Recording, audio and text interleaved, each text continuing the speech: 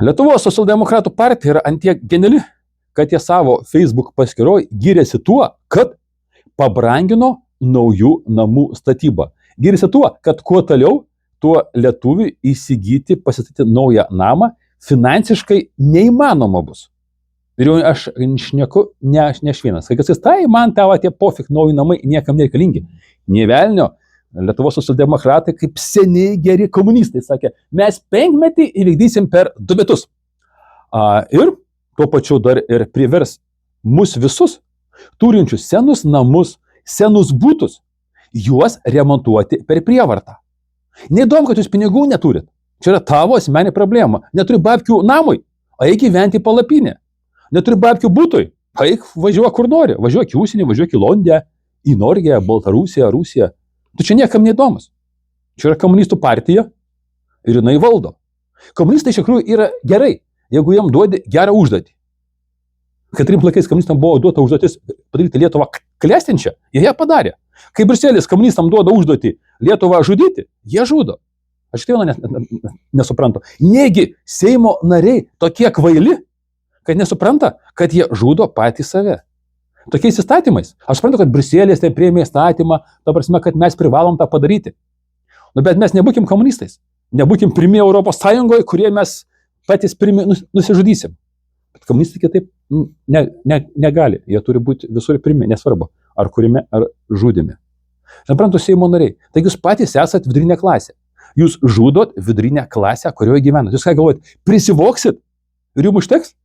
Galiu nuliūdinti. Ta, ko jūs prisivoksit, greitų metu jų nebeliks. Ir ne dėl to, kad kažkas pradės kovoti su šituo, su šitais tie, kur vagia valstybė. Niekas nekovos. Galit voks pakainį. Bet jūs pinigų valdyti nemokat. O dabar tokia įdomi ekonominė situacija, kad jūs pinigus prasit vien dėl to, kad lengvai atėję, lengvai išeis. A jeigu situacija pablogės dar blogiau, taigi ateis tauta su šakėm. Jūs ką, galvojat, kad tauta nežino, kur jūs gyvenat? Tauta viską žino. Internetas visagalis. Pažiūrėkit, kas dėjosi Šrilankoje ne per daug seniai. Kaiminė internete dalinosi adresais turtingų politikų, vagių politikų, turtingų verslininkų ir ėjo pasiėmė savo iš jų namų. Kai jau kažkas nedavė, nužudė. Kas čia tokio? Tauta eina, jei galima daryti savo teismą. Vienam žmogui negalima, o tautai galima. Jūs tikrai norit Lietuvą davesti iki tokios situacijos? Aš nieko prieš. Aš jau ruošiu savo bazės Baltarusijoje ir Rusijoje. Ir aš žinau, kad tikiu mūsų komunistais.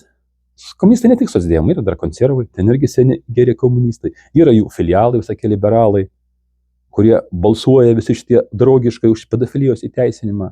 Šaunuoliai. Ir toliau žudykit. Tik po to nepykit, jau kažkas ateis, tauta irgi jūs nužudys. Ir čia negrasinimas. Čia paprasčiausias jums paaiškinimas gamtos dėsnių. Duodamas pasauliniai pavyzdžiai, kur tai vyko.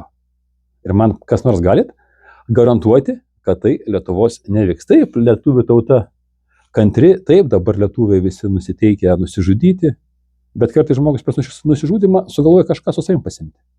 Esi Seimo nariai, garantuos, kad tu tam skaičiui nebūsi? Aš taip negarantuočiau. Kur tu pabėgsi?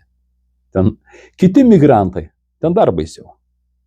Nebent Amerikon. Ir tai klausimas, ten ir dar kas bus. Taip, kad mėlyje.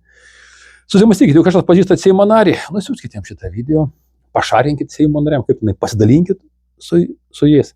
Mažgidais protą, maž nustos įteisinti pedofiliją, maž nustos naikinti lietuvių tautą. Nu, valstybė tai jau sunaikina, mes valstybės nebeturim. Jau kažkas dar pasakys, kad Lietuva yra laisva?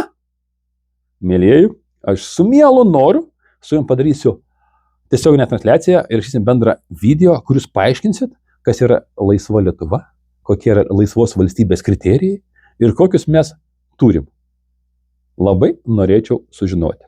Bet kokia atveju tu esi nuostabus, nors nusprendai nusižudyti, bet čia yra tavo asmeninės tragedijos. Gal net ir ne šeimos, nes daugumą jūsų kaip ir šeimas turit, bet kaip ir jų neturit, nes gyvenat kiekvieną savo seksualiniai fantazijai.